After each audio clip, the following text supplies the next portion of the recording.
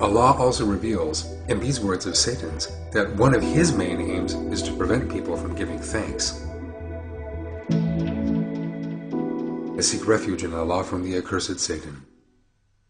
Then I will come at them from in front of them and behind them, from their right and from their left. You will not find most of them thankful. Surat Al-Araf 17. Satan wishes to prevent people from giving thanks because the importance of giving thanks is set out in a great many verses. Of course, one of his principal objectives would be to cause people to ignore such an important truth. In order to give thanks to Allah, one has to have the awareness with which to grasp its importance. Someone who gives thanks knows that the blessings he enjoys belongs to and is bestowed by Allah alone, as well as his own weakness before Allah. But the thanks of someone who foolishly ignores the greatness and might of Allah, and who does not feel this manifest reality in his heart, will be equally superficial. People directed by Satan are, in any case, not inclined to give thanks. Most of these people only remember such a basic religious obligation as giving thanks for a very short period of time after having been troubled by an affliction or some unwelcome situation or another, after which they return to their lives of idolatry.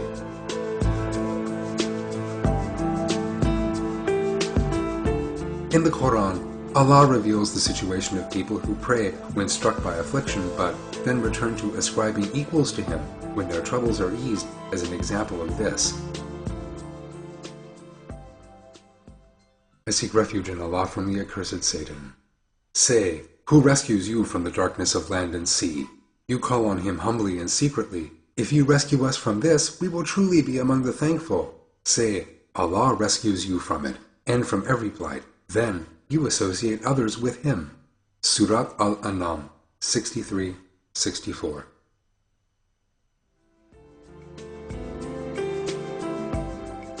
Yet the fact is that giving thanks to Allah is one of a person's most fundamental obligations because everyone's life is full of countless blessings to give thanks for. There is no limit to the giving of thanks in the Quran. People can use every available opportunity to give thanks. For example, someone who, like the Prophet Abraham, peace be upon him, knows that it is Allah who permits him to eat and drink, and must express his gratitude to Allah every time he eats or drinks something.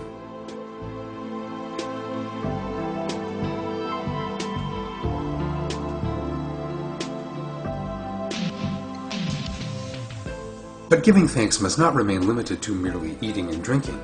There are countless blessings a person enjoys during the course of the day that he generally never thinks of, and whose value he only appreciates after they have been taken away.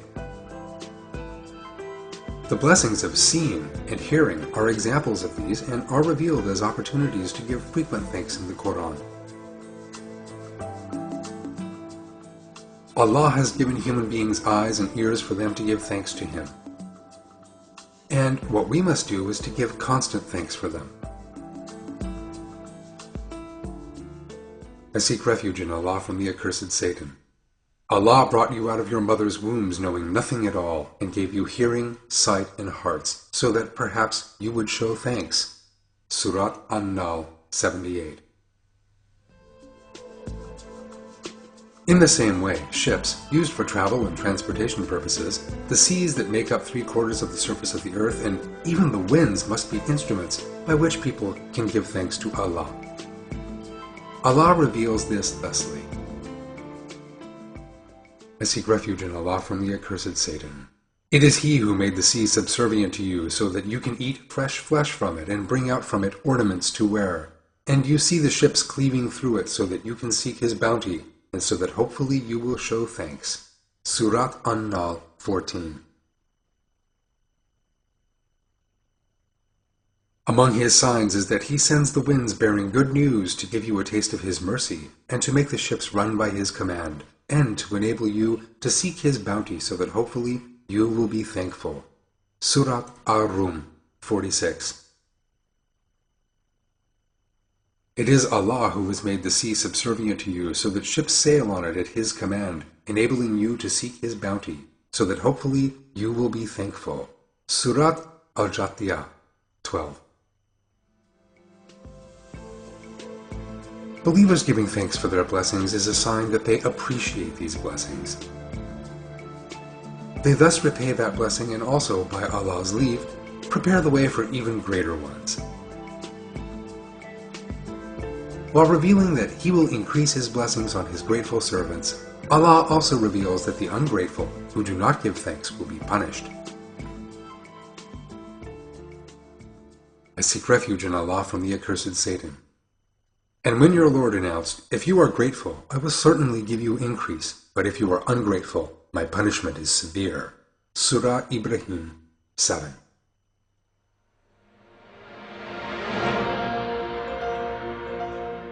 The way that the Prophet Solomon, peace be upon him, on whom the rank of prophethood was bestowed, asked Allah to inspire him to give thanks to Him must serve as an example to all believers, because Satan will approach people from in front or from behind, from right or left, and strives to prevent them from giving thanks by means of such trickery as causing them to forget their blessings, inspiring a sense of apathy regarding their blessings, or making people underestimate them.